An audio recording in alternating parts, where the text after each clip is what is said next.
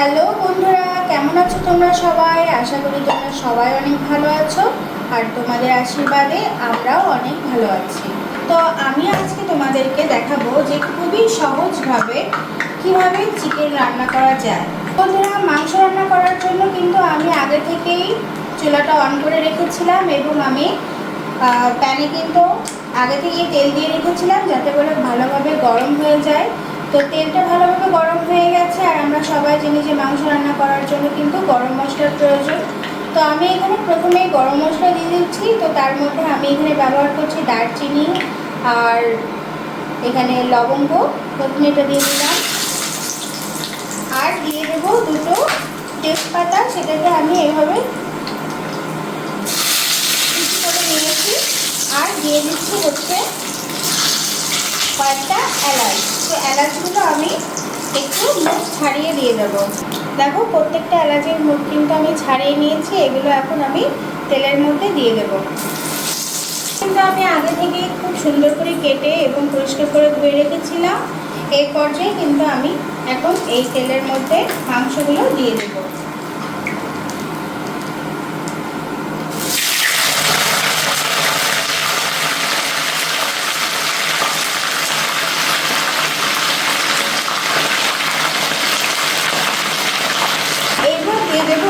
আগে থেকে কেটে রাখা বড় বড় করে কেটে রাখা আলু।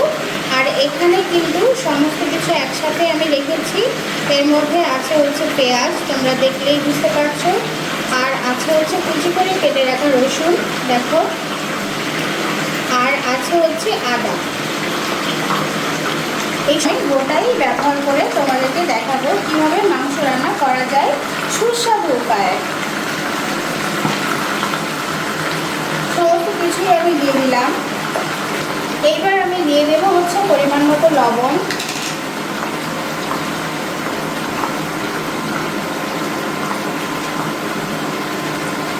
লবণটা তোমরা তোমাদের পরিমাণ মতো দেবে। আমি কিন্তু একবারই লবণটা দিয়ে দিচ্ছি আমার পরিমাণ মতো।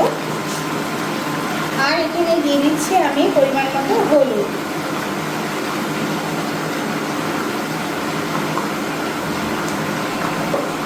একটু মুরগির মাংসের মশলা,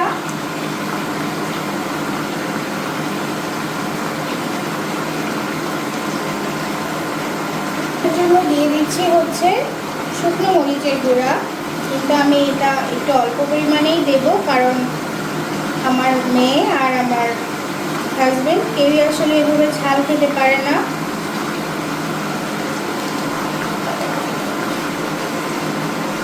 না হলেই নয়, সেটা হচ্ছে জিরার গুঁড়া। তো আমি এখানে জিরার গুঁড়া দিয়ে দিচ্ছি।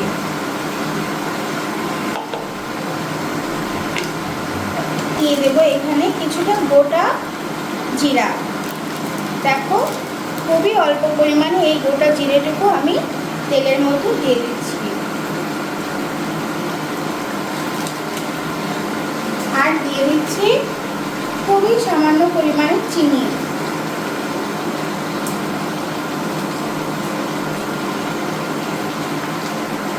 চিনিটা কিন্তু একদমই অপশনাল। এটা কিন্তু আমি স্বাদ বাড়ানোর জন্য দিয়েছি। অনেকেই আমরা ইউজ করে থাকি, আবার অনেকেই ইউজ করি না। এটা অপশনাল, যাদের ভালো লাগবে তারা ইউজ করবে, যাদের ভালো লাগবে না তারা এটাকে স্কিপ করতে পারো। তাই শেষ যা যা আমি দিতে চেয়েছি মাংসের মধ্যে। তো এবার আমি এখন সমস্ত কিছু ভালোভাবে মিক্স করব।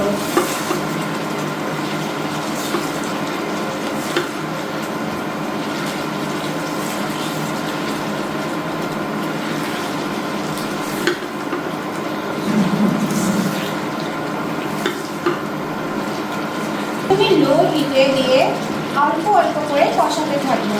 দেখো, আমার সমস্ত কিছুই কিন্তু মিক্স করা কমপ্লিট।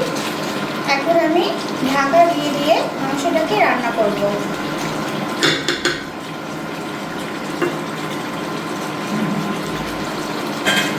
দেখো বন্ধুরা, আমি কিন্তু মাংসটাকে ঢাকা দিয়ে দিলাম।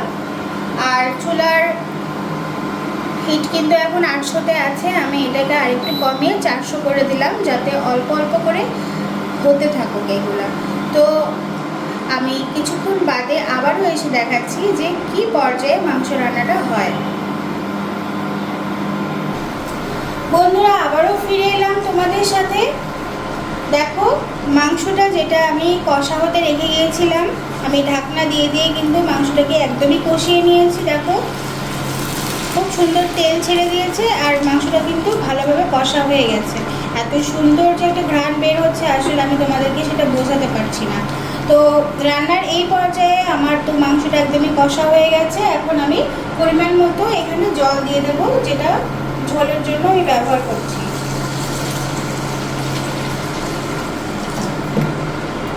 খুব বেশি ঝোল আমি রাখবো না, কারণ মাংসে আমার খুব বেশি ঝোল পছন্দ না। আবার এই ক্ষেত্রে আমার হাজব্যান্ডের পছন্দটা একটু ভিন্ন, সে আসলে ঝোল ঝোল মাংস খেতেই পছন্দ করে। যাই হোক না কেন, আমি দুজনের পছন্দ মতোই হচ্ছে ঝোলটাকে দিয়েছি, মানে জলটা দিয়েছি। এটা আরেকটু জাল হবে, জাল হলে ঝোলটা কিন্তু আরেকটু কমে যাবে। আসার জন্য আমি আবারও মাংসটাকে ঢেকে দিলাম। বলক আসলে আমি আবারও তোমাদের সাথে ফিরে আসছি। দেখো বন্ধুরা, মাংসটা কিন্তু আমার রান্না করা একদমই শেষ। আমি কিন্তু এর থেকে আর বেশি ঝোল কমাবো না। আমি যেভাবে যে স্টেপে তোমাদেরকে রান্না করে দেখালাম, তোমরা অবশ্যই কিন্তু বাসায় এভাবে ট্রাই করো।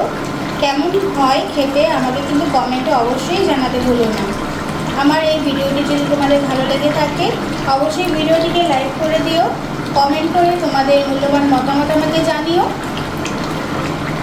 তাছাড়া আরও সহজ উপায়ে কীভাবে মাংস রান্না করা যায় সে পরামর্শও কিন্তু তোমাদের কাছে আমি চাই। আমার এই ভিডিওটি তোমরা দেখো আর আমাদের সাথেই থেকো। আমার চ্যানেলটিকে তোমরা সাবস্ক্রাইব করতে কিন্তু ভুলো না, বেল আইকনটিকে কিন্তু প্রেস করে রেখো। তো আজকে এই পর্যন্ত, সবাই ভালো থেকো, টাটা।